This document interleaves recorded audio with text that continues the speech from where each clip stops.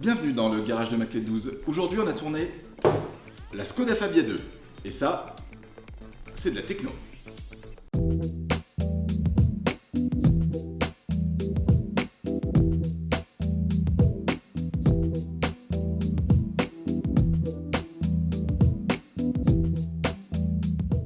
Quelques chiffres sur la Fabia 2, elle est sortie en 2007, remplacée en 2015, produite à 1,7 million d'exemplaires sur 5 sites.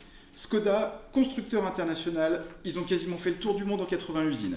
Ils ont commencé en République tchèque, après ils sont partis en Ukraine, après ils sont partis au Kazakhstan, après ils sont partis en Inde et ils ont fini en Chine. Et ils sont revenus à pied. Cette Fabia 2, elle remplaçait la Fabia 1, qui remplaçait la Felicia, qui remplaçait la Favorite, qui remplaçait la Carriole à chevaux.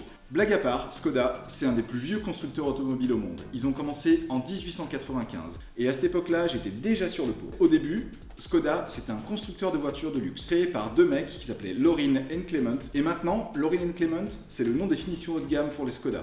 Pas mal, non ? En 1948, Skoda, rideau de fer, ils ont été nationalisés. 40 ans sous l'URSS, ça a été un peu compliqué. Au début des années 90, quand le mur est tombé, petit à petit, ils ont été privatisés sous l'égide du groupe Volkswagen. Et en 2000, ils ont été complètement intégrés au groupe. Skoda, ça a été un peu avec Seat, le parent pauvre du groupe Volkswagen. En gros, je te prends une vieille plateforme, des pièces un peu anciennes, un moteur correct. Je te mets ça sur une carrosserie correcte aussi. C'est simply clever, c'est simple, c'est intelligent, mais c'est simple. Voilà. On te met tout ça dans la machine et on te sort une voiture qui vaut le coup.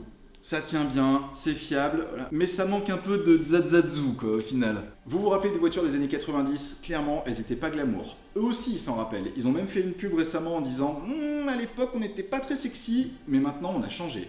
Dans les années 2000, ils se sont dit on va essayer d'en faire une sorte de Volvo version tchèque. Du coup, ils ont amélioré un peu le design. On en parlera tout à l'heure. Et ils ont sorti des carrosseries un peu plus grosses, des finitions un peu plus cossues, notamment sur la Superbe. Personnellement, je trouve que la dernière, elle claque pas mal. Je la trouve limite plus belle qu'une Audi A4. Mais dites-moi ce que vous en pensez. Revenons à cette Fabia. Elle est sortie juste après le Roomster. Et le Roomster, ça a été comme une sorte de vent de fraîcheur dans le design de Skoda. Il avait un avant assez jovial, mais ce qui était vraiment intéressant, c'était le profil. Le profil, c'était une sorte de Kangoo tchèque. T'avais à l'avant une sorte de petite fenêtre vaguement en triangle, ce qui lui donnait un profil vraiment atypique, vraiment particulier. Je suis sûr que si vous en recroisez maintenant, vous allez vous rendre compte que cette voiture, pour l'époque, elle était vraiment pas mal. La Fabia, elle sortait juste après et on avait des grosses attentes. Au final, déception. Ils ont repris l'avant, mais ils se sont arrêtés là. Ils se sont arrêtés là dans le sens où le profil, il était un peu plus classique, un peu plus pâteau. Alors oui, il y avait un toit plat qui rappelait vaguement la Mini, mais c'était pas ultra réussi, je trouve. Sous le capot du grand classique de chez Volkswagen, on retrouve 5 motorisations essence, de 59 à 180 bourrins sur la version VRS. La VRS, ils l'ont sortie en version Mint Green. Pour les non-anglophones, Mint Green, ça veut dire vert méchant. Et sinon, 4 motorisations diesel de 74 à 105 chevaux, dont le 1,6 litre TDI qu'on a fait aujourd'hui.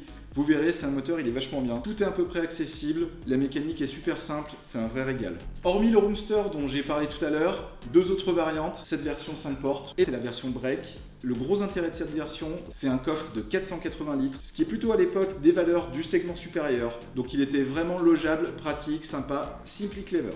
Quelques petits trucs aussi à savoir sur cette voiture. À la fin des années 90, sur les diesels, ils avaient sorti la technologie Common Rail. C'était une technologie qui était relativement efficace, qui permettait d'avoir un peu plus de patates et aussi des grosses économies d'énergie. Quasiment tous les constructeurs ont pris le pli, sauf Volkswagen. Forcément, ils sont toujours plus malins que les autres. Et du coup, ils se sont dit, tiens, on va sortir une technologie injecteur-pont. Alors, je vous raconte pas la mécanique parce que c'est pas forcément intéressant, mais ça nous donnait, notamment sur le 1,4 litre TDI, des belles sonorités de Massey Ferguson. Autre petit truc sympa à savoir, alors sympa, c'est un bien grand mot. Cette voiture, elle a battu un record de consommation Dieselgate en 2011 avec la version 1,2 litre TDI Greenline. Elle a réussi à parcourir plus de 2000 km avec un record de 2,2 litres au 100. Dieselgate. Dernier petit truc à savoir, le logo. Tout le monde se demande ce que c'est, moi-même y compris. Bon, j'ai fait quelques petites recherches. La légende raconte qu'un des fondateurs de Skoda est parti aux États-Unis. En revenant, il aurait ramené une coiffe d'Indien dont il était complètement fan. Et donc, quand ils ont cherché un logo à l'époque, ils se sont dit, tiens, on va essayer de faire une sorte de coiffe d'Indien un peu stylisée avec une flèche, les arcs.